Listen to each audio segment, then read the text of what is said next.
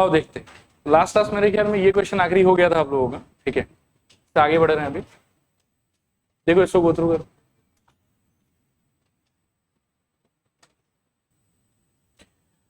देखो यहाँ देखो इसमें दिया हुआ क्या है, find the area of a isosceles triangle whose non equal side is 24 centimetre and perimeter is 50 centimetre. Isosceles triangle का प्रॉपर्टी क्या है, दो साइड इक्वल होगा और एक साइड अलग होगा। अब सपोज करो कि ऐसे रैंडमली मैं अगर एक आइसोसेलेस ट्रायंगल इमेजिन कर लूं कि इस टाइप का कुछ है, जिसमें मान लो कि ये दोनों इक्वल साइड है और ये वाला अलग है, तो क्वेश्चन के हिसाब से मेरे ख्याल में जो अलग साइड है उसका वैल्यू कितना दिया हुआ हम लोग को 24, और जो इक्वल है वो अभी तो नहीं पता, एक बार के लिए आप x मान लो। और पेरीमीटर का वैल्यू आपको कितना दिया हुआ 50, और पेरीमीटर 50 दिया, इसका मतलब क्या होगा कि इन तीनों का सम कितना होना चाहिए 50। तो उससे आप बिगिन कर सकते हो, you can start like this कि let the equal sides be x, उसके बाद में according to question x plus 24 plus x equals हो जाएगा मेरे ख्याल में 50। So twice x equals to 50 minus 24, और सॉल्व करने पे शायद से आएगा ट्वाइस x इक्वल्स टू 26। यहाँ से x इक्वल्स टू कितना आ जाएगा 13। अब अगर x इक्वल्स टू आपके 13 आ गया है, ठीक है, तो जो तीन साइड का वैल्यू है आपका वह है 13, 24, 13। तो अब आपको नेक्स्ट क्या करना था, ABC असाइन करना था। तो A आप 13 को ही ले लो, B आप अपने हिसाब से 24 को ले लो, और C आप अपने हिसाब से 13 को ले लो। नेक्स्ट आपको निकालना रहता है S equals to A plus B plus C upon में 2, जहां पर A plus B plus C basically क्या होगा, पेरीमीटर होगा। तो ये तो आप सारा वैल्यू डाल के सॉल्व करो, और ये फिर थोड़ा कॉमन सेंस यूज करें कि ये 50 दिया हुआ है ऑलरेडी, तो उस हिसाब से क्या हो जाएगा आपके, ये आ जाएगा ऊपर 50 और नीचे आ जाएगा 2, तो कटने पे ये आ जाएगा 25। नेक्स्ट हम जानते हैं हमको S minus A, S minus B और S माइनस C, इन तीनों का आंसर भी चाहिए होगा। तो 25 माइनस 13 ये हो जाएगा मेरे ख्याल में 12। फिर यहाँ से S माइनस B, तो 25 माइनस 24 ये हो जाएगा 1, और S माइनस C वापस से 25 माइनस 13 ये हो जाएगा मेरे ख्याल में फिर से 12। और जहां तक एरिया का बात है, तो area will be equals to root under S into S minus A into S minus B into S minus C। फिर जब आप वैल्यूज डालोगे तो यहाँ से आपको मिलेगा area is equals to root under S का आंसर आ रखा था 25 इंटू S माइनस A आया था 12, S माइनस B आया था 1, और S माइनस C वापस से आया था 12, ठीक है। तो यहाँ आप देख सकते हो कि 25 अपने आप में परफेक्ट स्क्वायर है, तो ये हो जाएगा 5, और 12 इंटू 12 12 स्क्वायर हो गया, पेयर है तो एक 12 बाहर आ जाएगा, तो यहाँ से आप कह सकते हो इंटू 12, और 1 का तो मेरे ख्याल में परफेक्ट स्क्वायर है, इग्नोर कर दो उसको। तो 5 इंटू 12 का वैल्यू अल्टीमेटली 60, और your answer will be 60 centimetre square, ये आना चाहिए, ठीक है। इसको ट्राई करो एक बार।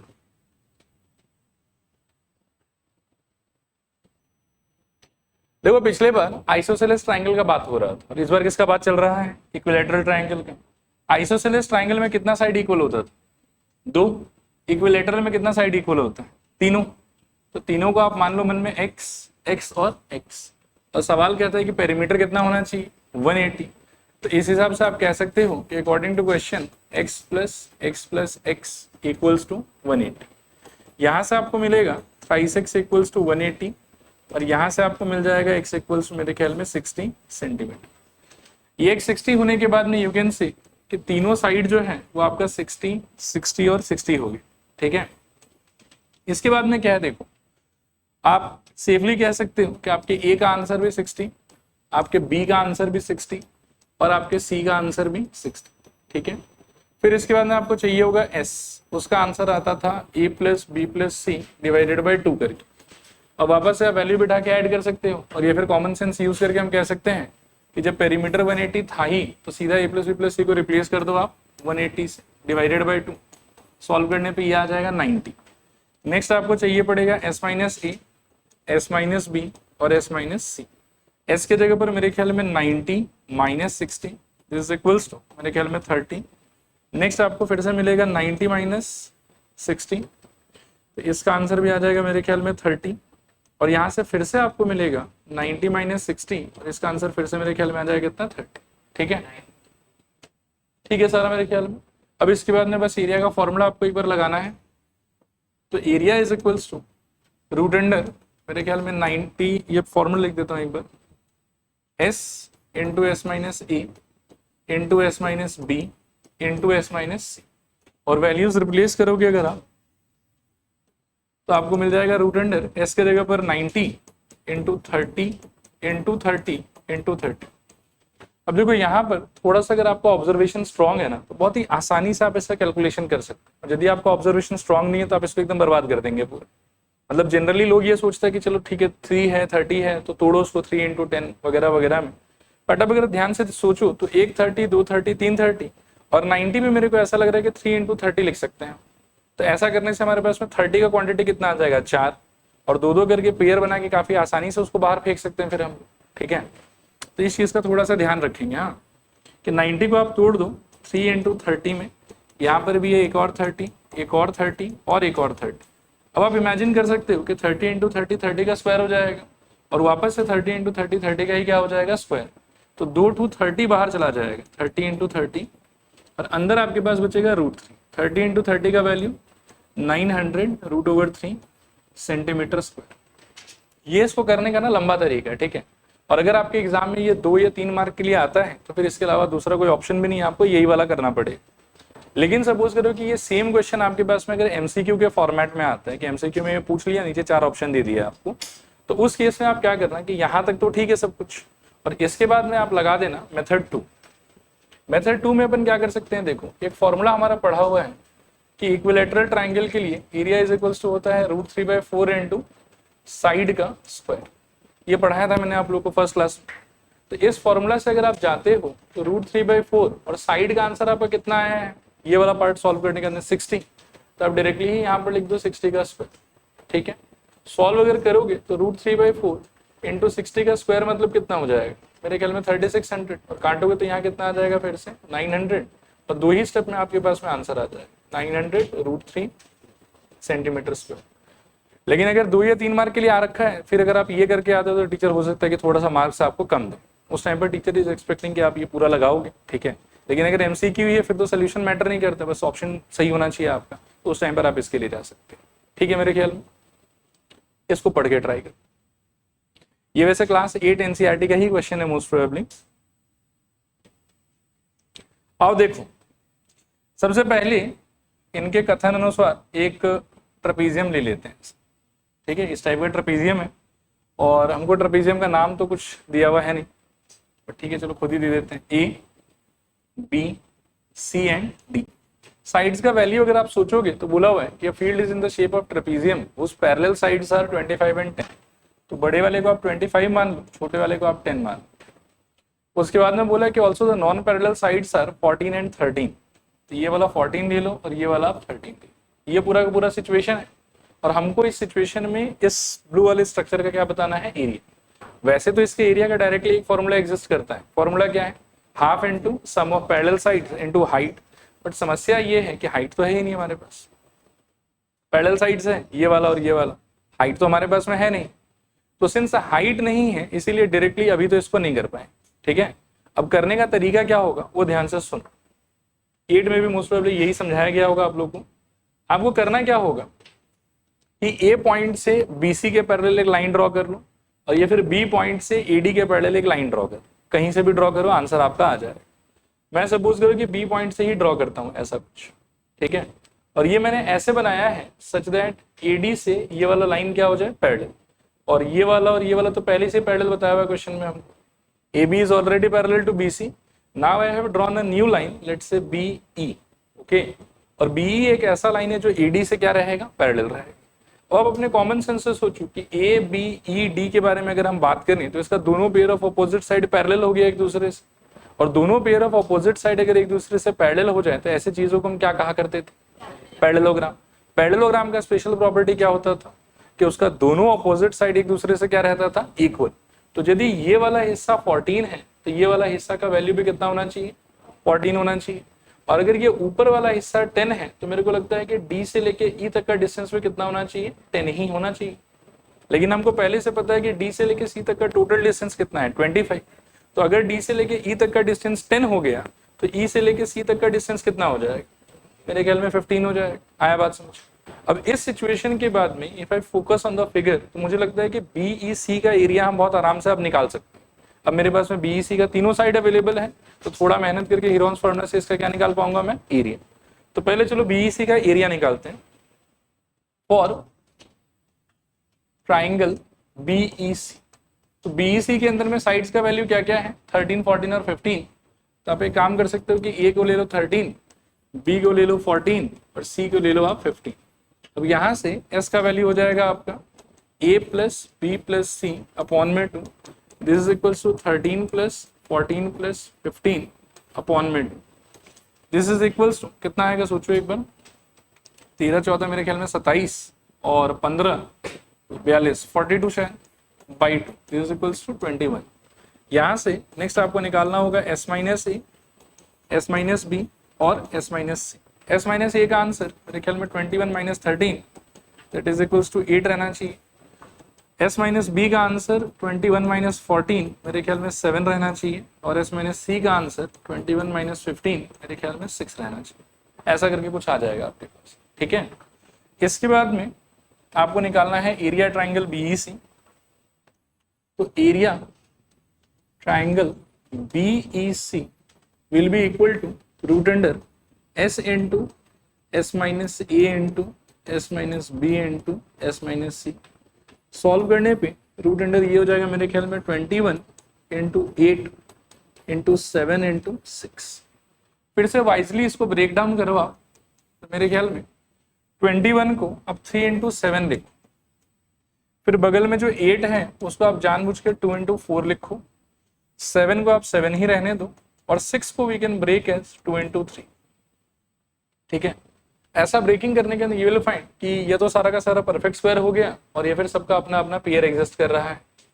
तो यहाँ देखो कि 3 का पेयर मेरे ख्याल में 3 से, 2 का पेयर 2 से और 7 का पेयर 7 से, बाकी 4 अपने आप में परफेक्ट स्क्वायर है। 3 के पेयर के नाम पे एक 3 आ जाएगा, 7 के पेयर के नाम पे एक 7 आ जाएगा, 2 के पेयर के नाम पे एक 2 आ जाएगा और 4 के चक्कर में यहाँ पर एक और 2 आ जाएगा। 3 7 सा मेरे ख्याल में 21 और 2 2 सा मेरे ख्याल में 4, तो यहाँ पे मिला के आ जाएगा मेरे ख्याल में 84, ठीक है। ये हो गया आपके ट्राइंगल BEC का एरिया 84 सेंटीमीटर स्क्वायर, ठीक है। अब लेकिन आप सोचो कि आपको ट्राइंगल BEC का एरिया चाहिए था कि पूरा ABCD का एरिया चाहिए था? पूरा ABCD का एरिया चाहिए था। लेकिन अब आपके पास में BEC का एरिया अवेलेबल है, तब आप एक नया चीज क्या इमेजिन कर सकते हो कि BEC के अंदर में अगर आप B पॉइंट से यहाँ पर कोई परपेंडिकुलर ड्रॉप करते, सोचना थोड़ा ध्यान से, हाँ, तो जो इस परपेंडिकुलर का लेंथ होगा वही आप ऐसा समझो कि पैरेलल साइड के बीच का डिस्टेंस भी होगा, क्योंकि दो पैरेलल साइड के बीच का डिस्टेंस तो हमेशा सेम रहता है। तो चाहे आप उसको यहाँ से नापो चाहे आप यहाँ से नापो, फर्क क्या पड़ता है? आया बात समझ? और ये जो ऑरेंज कलर का लाइन मैंने बनाया है, कुछ नाम दे देता हूँ इसको मैं, सपोज करो कि BF दे देता हूँ, ठीक है। तो BF को मेरे को लगता है कि अब हम निकाल सकते हैं। कैसे निकाल सकते हैं?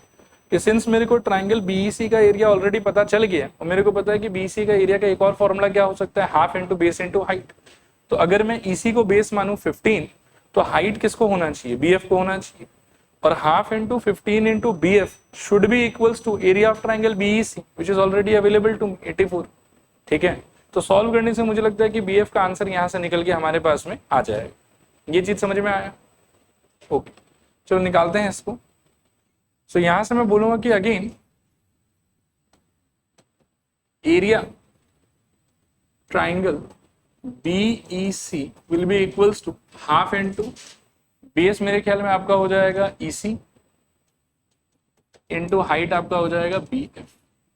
एरिया का वैल्यू ऑलरेडी आपको मिला हुआ है 84, this is equals to half into EC का आंसर मेरे ख्याल में आ जाएगा आपके पास में 15 और इंटू BF, ठीक है। दिस एम्प्लाइज 84 इंटू 2 अपॉन में मेरे ख्याल में 15 इज इक्वल्स टू BF, ये मिलेगा आपको। और इसको शायद 3 से काट सकते हो क्या? 3 से 2 जा और फिर 8 और यहाँ पर मेरे ख्याल में 5 और ज़्यादा नहीं कटेगा शायद ही, तो ये रह जाएगा 56/5 इज इक्वल्स टू BF, ठीक है। और ये जो निकल के आया है आपका, ये आपके ट्रेपीजियम का क्या हो जाएगा? हाइट, ठीक है। ये जो BF का आंसर आया है हमारे पास में, यही हमारे ट्रेपीजियम के लिए क्या रह जाएगा? हाइट। और अगर BF मेरा हाइट और उसका वैल्यू हमको पता है, तो पूरा ओवरऑल एरिया निकालने के लिए हम क्या लगा सकते हैं? Half into sum of parallel sides into height. तो अभी नेक्स्ट स्टेप में हम बोल सकते हैं कि area A B C D is equals to half into, तो इस फोटो के अंदर में सोचो कि पैरेलल साइड्स कौन कौन होगा, मेरे ख्याल में 10 और 25, पूरा ए बी और पूरा सी डी। पूरा ए बी का वैल्यू कितना है 10, पूरा सी डी का वैल्यू कितना है 25। तो half into sum of parallel sides में दिस शुड बी 10 प्लस मेरे ख्याल में 25। और हाइट का जहां तक बात है तो हाइट आप देखो बी एफ और मानो कि ये जो भी ऑरेंज लाइन होगा इनका लेंथ तो सेम ही होगा। बी एफ सॉल्व करके कितना आया मेरे पास 56 डिवाइडेड बाई 5, तो वो चीज आप यहाँ पर बिठा दो 56/5। So this is equals to 25, कौन सा 25, ये वाला। देखो ट्रेपीजियम का एरिया क्या होता है, half into sum of parallel sides into height ना। तो जो शुरू में ट्रेपीजियम आपका था उसमें क्वेश्चन के हिसाब से वैल्यू जो दिया हुआ था ये थोड़ा गंदा हो गया, इसलिए शायद रिलेट नहीं कर पा रहे हो आप। इसका वैल्यू 10 दिया हुआ था, इसका 25 दिया हुआ था, इसका 14 दिया हुआ था और इसका मेरे ख्याल में 13 दिया हुआ था। तो उस हिसाब से अगर आप सोचो तो half into sum of parallel sides में तो 10 और 25 आएगा। हाइट अवेलेबल नहीं था तो इतना मेहनत जो है वो हाइट निकालने के लिए ही किया गया, और हाइट हमको लास्ट में कितना निकल के मिला 56 डिवाइडेड बाई 5, तो उसकी जगह 56/5। बाकी सॉल्व करेंगे तो हाफ इंटू ये हो जाएगा शायद से 35 इंटू मेरे ख्याल में 56/5, काटोगे तो शायद ये 7 और ये वाला कट के हो जाएगा मेरे ख्याल में 28। सो ऑल टुगेदर 7 इंटू 28, तो 56 का 6 यहाँ पे मेरे ख्याल में 196 सेंटीमीटर स्क्वायर। ये आंसर है आपका। काफी अच्छा क्वेश्चन है और बहुत बार एग्जाम वगैरह में आया हुआ भी है, और क्लास 8 का है तो उस हिसाब से भी आपको आना ही चाहिए। ठीक है, चल रहे हैं अगले क्वेश्चन पे फिर। चलो अगला क्वेश्चन देखो ये वाला, और करो इसको ट्राई करो आप लोग।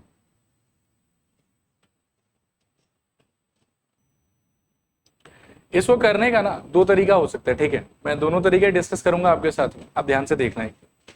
पहले जो कॉमनली सबके दिमाग में आता है उसी को डिस्कस कर लेते हैं। मान लो कि ये वाला कुछ रोम्बस है हमारा, ठीक है, और रोम्बस का हम लोग को साइड का वैल्यू कितना दिया हुआ, एक सेकंड थोड़ा बड़ा कर देते हैं। साइड का वैल्यू कितना दिया हुआ हम लोग को 20, तो ये 20 हो जाएगा, ये भी 20 हो जाएगा, ये भी 20 हो जाएगा और ये भी 20 हो जाएगा, क्योंकि रोम्बस का सारा साइड इक्वल होता है। ठीक है, तो सब 20 सेंटीमीटर हो जाएगा। फिर हम लोग को एक डायगोनल का वैल्यू 24 दिया, तो जो मेथड 1 में आपके साथ डिस्कस करूंगा उसमें आई विल से कि इतना सा बनाओ और इतना सा बनाने के बाद में आप एक डायगोनल बना लो इसी के अंदर यूं, ठीक है, ऐसा एक ऐसा कुछ, और डायगोनल का जो लेंथ है वो अपने को दिया हुआ 24। तो अब ये बहुत सिंपल क्वेश्चन हो गया आपके लिए, ठीक है ना, किसका नाम अगर आप दे देते हो ए बी सी डी, तो क्वेश्चन आपको कह रहा है कि पूरा ABCD का एरिया निकालो, और आपके पास में जो है पूरा जो फिगर है वो तो रोम्बस है, लेकिन अगर आप सिर्फ ट्राइंगल ABC वाले पार्ट पे फोकस करोगे तो इट इज अ ट्राइंगल और उसका तीनों साइड आपको पता है, तो आप आराम से हीरोन्स फॉर्मूला लगा के इसका एरिया निकाल सकते हो। जो भी एरिया इसका निकल के आता है उसका क्या कर दोगे डबल, तो आपके पास में पूरा रोम्बस का एरिया आ जाएगा। एक बार चलो ये वाला मेथड से करके देखते हैं इसको। तो ए का आंसर मेरे ख्याल में 20, बी का आंसर मेरे ख्याल में फिर से 20 और सी का आंसर अपन दे सकते हैं 24। तो एस का आंसर हो जाएगा a plus B plus C upon में 2, मेरे ख्याल में 20 प्लस 20 और प्लस 24 अपॉन में 2, this is equals to 64/2, this is equals to 32। अब यहाँ से s माइनस ए का आंसर 32 माइनस मेरे ख्याल में 20 which is equals to 12, s minus B का आंसर अगेन मेरे ख्याल में 32 माइनस 20 विच इज अगेन 12, और s माइनस सी का आंसर 32 माइनस 24 इक्वल्स टू आ जाएगा 8, करेक्ट। तो इसके बाद आप कह सकते हो area triangle ABC is equals to root under s minus A, s minus B और s minus C is equals to root under s का आंसर कितना आया था हम लोग का 32, तो 32 इंटू s माइनस ए का आंसर 12 इंटू 12 इंटू 8, 12 का तो सीधा पेयर ही हो रहा है तो 12 को आप बाहर कर दो, और जो अंदर बचा हुआ 32 है आपका इसको आप लिखो 2 इंटू 16, और 8 को आप लिख सकते हैं मेरे ख्याल में 4 इंटू 2, तो 2 2 का पेयर हो गया, 16 परफेक्ट स्क्वायर है, 4 भी परफेक्ट स्क्वायर है तो बाहर चला जाएगा। तो 12 इंटू 2 के पेयर में से एक 2 बाहर, 16 में से मेरे ख्याल में 4 बाहर और 4 में से मेरे ख्याल में 2 बाहर। So this is equals to 12 2 ज़ा 24 और 4 2 ज़ा मेरे ख्याल में 8 और मल्टीप्लाई करके कितना आता है 192 शायद ना। तो ये हो गया ट्राइंगल एबीसी का एरिया। बट आपको तो ट्राइंगल का एरिया नहीं पूछा हुआ था, आपको पूछा हुआ था पूरा का पूरा रोम्बस का एरिया। पूरा रोम्बस का एरिया के लिए आप क्या बोल सकते हो कि area ABCD is equals to 2 into 192 this is equals to 384 आ जा रहा है, ठीक है, सेंटीमीटर स्क्वायर। और फिर इसी क्वेश्चन में एक पार्ट ये भी पूछ के रखा है कि जो दूसरा डायगोनल है उस डायगोनल का वैल्यू बताओ। तो एक डायगोनल तो पहले से 24 बताया हम, दूसरा डायगोनल सपोज करो कि ऐसा कुछ होता है, अगर क्या वाला ऐसा BD, तो हमको रोम्बस के एरिया का एक और फॉर्मूला पता होना चाहिए। पिछले क्लास में मैंने बताया था आप लोगों को कि रोम्बस का एरिया क्या होता है कि half into diagonal 1 into diagonal 2। Diagonal 1 मेरे को पहले से पता है कितना है यहाँ पर 24, डायगोनल 2 मेरे को नहीं पता उसका नाम क्या है BD, लेकिन एरिया तो मिल गया ना हमको, एरिया कितना मिला 384। तो हम ऐसा कह सकते हैं देखो कि again area of ABCD is equals to half into D1 into D2। यहाँ पर ऑलरेडी एरिया का आंसर कितना आ रखा है आपका 384, this is equals to half into D1 का आंसर दिया हुआ था हम लोग को 24, यहाँ पर लिख दो 24 इंटू D2, यहाँ से काटोगे तो 24 का 12, ये 12 से ये कट के शायद से आ जाएगा 32। So this implies D2 is equals to 32 centimetre, ये आपका आंसर, ठीक है। ये एक तरीका हो सकता है इस क्वेश्चन को सॉल्व करने का। इसी क्वेश्चन को सॉल्व करने का एक और मेथड डिस्कस करता हूं आपके साथ में, ध्यान से देखना एक बार। मान लो कि आपके पास में रोम्बस है कुछ इस टाइप का,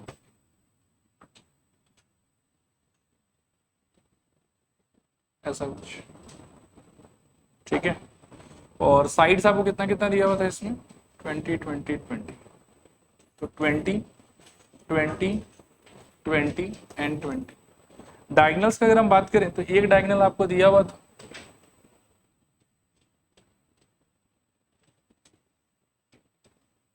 ठीक है, और दूसरा डायगोनल आप ढूंढ रहे थे, ये आपको नहीं पता था ये बात।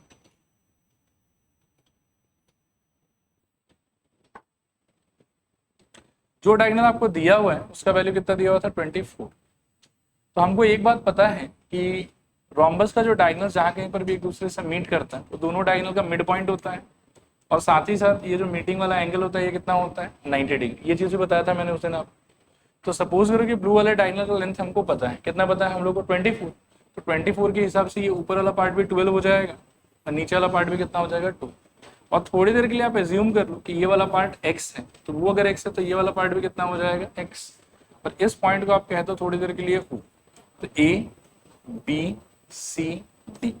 अब हम क्लियरली देख सकते हैं कि AOB वाला जो पार्ट है, आप देखो यहाँ पे ये वाला पार्ट, ठीक है ना, ये पार्ट मेरे को ऐसा लगता है कि राइट एंगल ट्राइंगल हो, सोच के देखो, क्योंकि अगर ये एंगल 90 डिग्री था आपका तो ये एंगल भी 90 डिग्री होगा, ये एंगल भी 90 डिग्री होगा और ये एंगल भी 90 डिग्री होगा। बात समझ। तो ट्राइंगल AOB अपने आप में क्या रहेगा बताओ, राइट एंगल ट्राइंगल। और राइट एंगल ट्राइंगल के अंदर में आप क्या अप्लाई कर सकते हो, पाइथागोरस, ठीक है। तो इन ये मेथड 2 का बात कर रहा हूं, हाँ, in triangle AOB angle O is equals to 90 degree. तो एंगल O अगर 90 डिग्री है तो सबसे पहले आप ये आइडेंटिफाई करो कि हाइपोटेनस कौन हो, 90 डिग्री के ऑपोजिट वाला साइड जो है वो हाइपोटेनस होता है। तो ऑपोजिट वाला साइड यहाँ पर कौन है, AB। तो AB आपके लिए क्या हो जाएगा हाइपोटेनस, बाकी एक आदमी परपेंडिकुलर और एक आदमी बेस। तो उस हिसाब से होना क्या चाहिए यहाँ पर बताओ, मेरे को लगता है कि AB का स्क्वायर इज इक्वल्स टू मेरे ख्याल में OA का स्क्वायर प्लस OB का स्क्वायर, ऐसा कुछ हो जाएगा। AB का वैल्यू कितना दिया हुआ आपको 20 का square is equals to OA का मतलब 12 का स्क्वायर और OB का मतलब x का स्क्वायर। इसका वैल्यू हो जाएगा मेरे ख्याल में 400, दिस इक्वल्स टू यहाँ से कितना बताओ 144 और प्लस एक्स स्क्वायर। इसको जब यहाँ ले आओगे तो कितना बचेगा बताओ, मेरे ख्याल में 156 क्या नहीं 256 शायद ना, 256 इक्वल्स टू एक्स स्क्वायर, और यहाँ से x इक्वल्स टू कितना आ जाएगा 16, ठीक है। और जैसे ही आपका x इक्वल्स टू 16 आया, मतलब ये वाला पोर्शन भी 16 हो गया और ये वाला पोर्शन भी कितना हो गया 16 हो गया, तो इमीडिएटली आप कह सकते हो कि जो दूसरा डायगोनल है वो कितना हो जाएगा 32। और उसके साथ साथ जहां तक मान लो कि एरिया का बात है, तो आप ध्यान से सोचना एक बार, मैं इस पोर्शन को मार्क कर देता हूँ। ये जो पोर्शन है ट्राइंगल एओबी वाला, इसका एरिया निकाल सकते हो क्या? अब सारा इंफॉर्मेशन आ जाने के बाद पहले तो हम ये कह सकते हैं कि other diagonal is equals to 16 plus 16 that is equals to how much 32। ये मिल गया हम लोग को area triangle O A B. Right angle triangle का जो एरिया होता है वो क्या होता है? Half into base into height, जिसमें बेस और हाइट आप किसको मानोगे? 90 डिग्री से एसोसिएटेड साइड्स को। तो 90 डिग्री से एसोसिएटेड साइड कौन सा है? 12 और 16। तो ये दोनों आपका परपेंडिकुलर और हाइट की तरह काम करेगा, मतलब बेस और हाइट की तरह काम करेगा। तो इसका आंसर होना चाहिए हाफ इंटू, मेरे ख्याल में कितना, 12 इंटू 16। काटोगे तो मेरे ख्याल में ये 6 आ जाएगा, और 6 इंटू 16 कितना आ जाएगा? 96 आना चाहिए सेंटीमीटर स्क्वायर, ठीक है। लेकिन आपको सिर्फ एक ट्राइंगल का एरिया चाहिए था कि पूरे रोम्बस का एरिया चाहिए था? पूरे रोम्बस का। तो आप इसको इंटू 4 कर दो। ये मान लो कि इतना भी यदि नहीं करने का मन है, फालतू इसको थोड़ा लंबाई कर रहा था शायद, और एक तो क्या कि इससे भी आप निकाल सकते हो, ठीक है, कि आपके पास में ट्राइंगल ईओबी का आंसर आ गया। उसके बाद में पूरा का पूरा जो एरिया है वो क्या होगा? 4 टाइम्स ऑफ ट्राइंगल ईओबी, क्योंकि 4 इक्वल ट्राइंगल में डिवाइड करता। और दूसरा मेरे को लगता है कि मैंने लंबा ही कर दिया है इसको। अब तो दोनों डायगोनल है ना मेरे पास में, तो दोनों डायगोनल अगर है तो half into D1 into D2 ही लगा लो, ठीक है, क्यों तो इतना लंबा कर रहा, ठीक है। तो एरिया ABCD एक बार में अगर मैं निकालना चाहूँ तो वो हो जाएगा half into diagonal 1 that was 24 into diagonal 2 that was 32। तो काटने पे ये 12 और सीधा आंसर आ जाएगा आपका 384 सेंटीमीटर स्क्वायर। तो ये भी एक अप्रोच हो सकता है बिना हीरोन्स फार्मूला को इन्वॉल्व किए, ठीक है। क्लियर मेरे ख्याल में? ठीक है, देखो अगला क्वेश्चन देखो, करो, ट्राई करो इसको।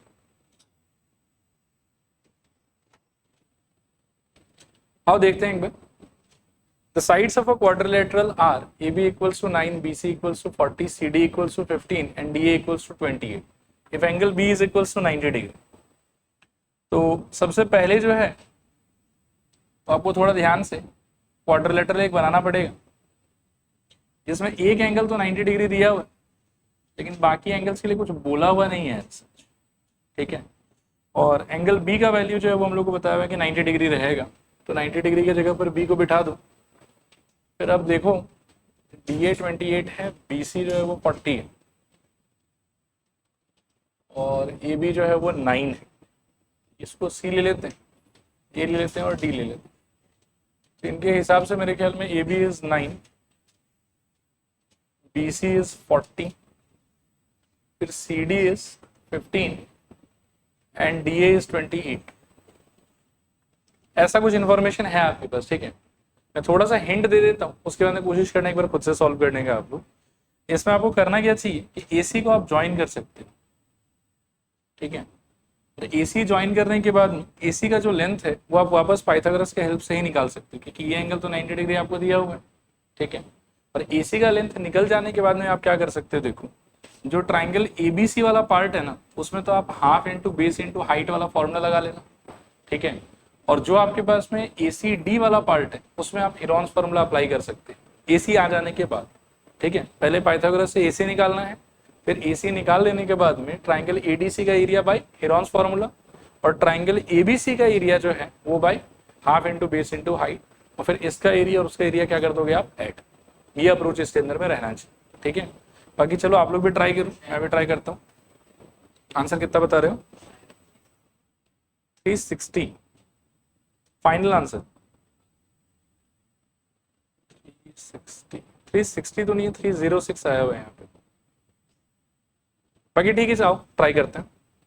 तो सबसे पहले AC निकालने के लिए देखो क्या कर सकते हैं हम लोग, सोल्यूशन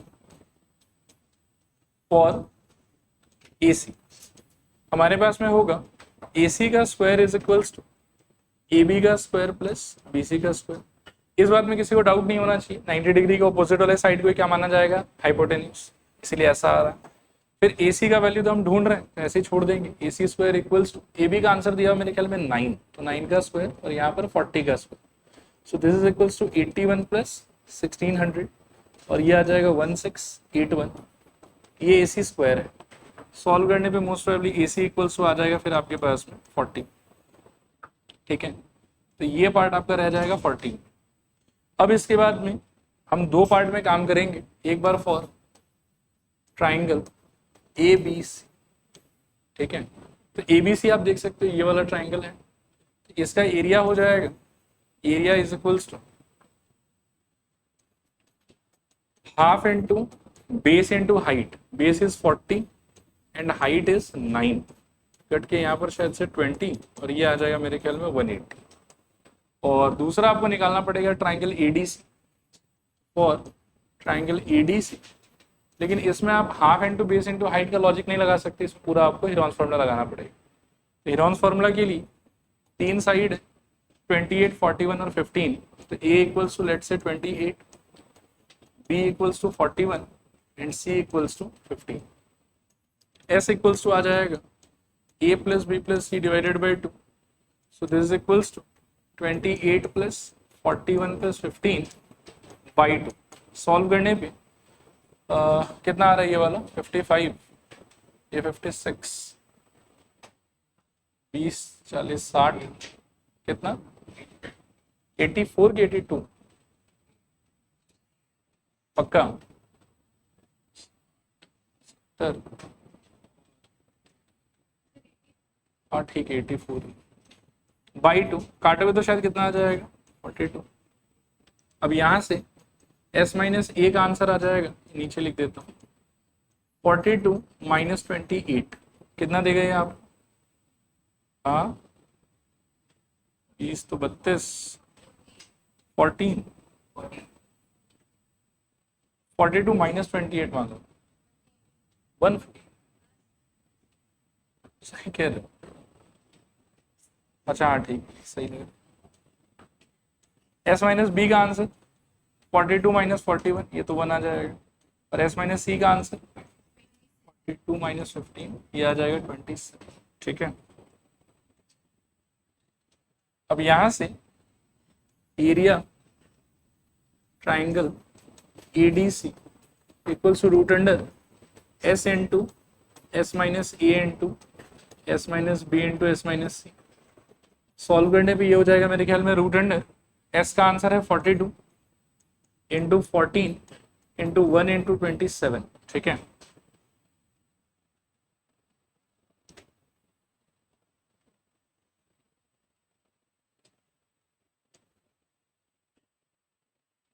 यहां से देखो क्या कर सकते हैं, 42 को आप लिख पाओगे शायद से 7 इंटू 6 कर लो, 14 को आप कर लो 7 इंटू 2, 27 को आप कर लो 9 इंटू 3, ठीक है। तो 7 का तो पेयर बन गया और 9 अपने आप में परफेक्ट स्क्वायर है, तो बाहर निकाल दो इन लोग, तो 7 इंटू 9 का आ जाएगा 3 और रूट अंडर यहाँ से बच गया 6, 2 और 3, तो 6 2 से कितना हो जाएगा 12, 12 3 से कितना हो जाएगा 36। अंदर वाला जो चीज है वो अल्टीमेटली परफेक्ट स्क्वायर ही है, तो 7 3 से 21 और स्क्वायर रूट ऑफ 36 इज 6, तो सॉल्व करने पे कितना आ जाएगा 126 शायद, क्या ठीक है यहाँ तक। और उसके अंदर जो फाइनल आंसर आपका होगा वो ट्राइंगल एबीसी और ट्राइंगल एडीसी का एरिया का एडिशन हो जाएगा। तो required area of ABCD is equals to 180 plus 126, that is equals to 306 centimetre square, ये रहना चाहिए। देखो आया समझ के नहीं? ठीक है चलो एक क्वेश्चन और ट्राई करते हैं, देखो इसको देखो, आओ देखते हैं एक बार। The diagonals of a rhombus are इतना इतना, find the area and the perimeter of the rhombus। पहले तो एक rhombus बना लेते हैं, 680 राइट आंसर। चलो यहाँ देखो एक बार, मानो कि ये अपना rhombus है A, B, C और D, और हमको diagonals का आंसर क्या क्या दिया हुआ है, एक डायगोनल का आंसर दिया शायद से 300 और दूसरे का 160, राइट। तो अब एक बात को समझो कि डायगोनल्स का प्रॉपर्टी होता है रोम्बस के अंदर में कि वो लोग एक दूसरे से 90 डिग्री पे मीट करता है और एक दूसरे को बाइसेक्ट भी करता है। तो उस हिसाब से मान लो कि येलो वाले को हम 80-80 दे देते हैं और इसको हम 150-150 दे देते हैं। आई होप ये वाला बात तो समझ में आ ही रहा होगा, ठीक है। फिर ये वाला कितना हो रखा है 90। अब जहां तक इसका एरिया का बात है ना, एरिया ऑफ ABCD, तो ये तो आप सीधा ही निकाल सकते हो half into D1 into D2, ठीक है। इसमें तो इतना कुछ दिमाग लगाने का बात है नहीं, तो हाफ इंटू 160 और इंटू मेरे ख्याल में 300, तो कट के ये आ जाएगा मेरे ख्याल में 80 और ये हो जाएगा 24,123 सेंटीमीटर स्क्वायर, ठीक है। एरिया का आंसर तो ये हो जाएगा। अब पेरीमीटर का मतलब है कि सारे साइड्स के वैल्यू का सम, ये इसका मीनिंग है। अब फिलहाल लेकिन हमको तो कोई भी साइड पता ही नहीं है, तो आप एक काम ये कर सकते हैं कि BC को थोड़ी देर के लिए आप x मान लीजिए और ये जो ट्राइंगल है आपके पास में, ये ट्राइंगल को आप ध्यान से सोचोगे तो ये ट्राइंगल एक प्रकार से क्या है, राइट एंगल ट्राइंगल है, तो वापस से पाइथागोरस को सेटिस्फाई करेगा। और जिसमें कि हाइपोटेन्यूज कौन बनेगा आपकी, तो ये 90 डिग्री, तो इसके अपोजिट वाला साइड यानी कि BC ही आपका हाइपोटेन्यूज बनेगा, ठीक है। तो उस हिसाब से देखो यहाँ पे क्या होगा, इन ट्राइंगल BC, इस पॉइंट को बोल देते हैं O, तो इन ट्राइंगल BCO आपके पास होगा ये कि BC का square is equals to BO का स्क्वायर प्लस CO का स्क्वायर। BC का वैल्यू x का square is equals to BO का स्क्वायर यानी कि 80 स्क्वायर और CO स्क्वायर यानी कि 150 स्क्वायर। अभी सॉल्व करने पे ये आपको दे देगा शायद से 6400 और ये आपको दे देगा 22500। सही कह रहा हूँ शायद? और सब कुछ जोड़ जाड़ के कितना आएगा बताओ, x स्क्वायर इक्वल्स टू 28900 और x इक्वल्स टू यहाँ से आ जाएगा 170, ठीक है, सेंटीमीटर। लेकिन आपको तो ओवरऑल पूरा पेरीमीटर चाहिए शायद। पूरा पेरीमीटर का मतलब हो गया कि चारों साइड का, और एक का वैल्यू अगर 170 आया तो बाकी का वैल्यू भी कितना रहेगा 170। फिर पेरीमीटर का आंसर क्या हो जाएगा 4 इंटू 170, ठीक है। तो हम कहेंगे यहां से कि therefore perimeter is equals to 4 into 170 that is equals to 680 centimetre, ठीक है। चलो आज यहीं रुक जाएंगे।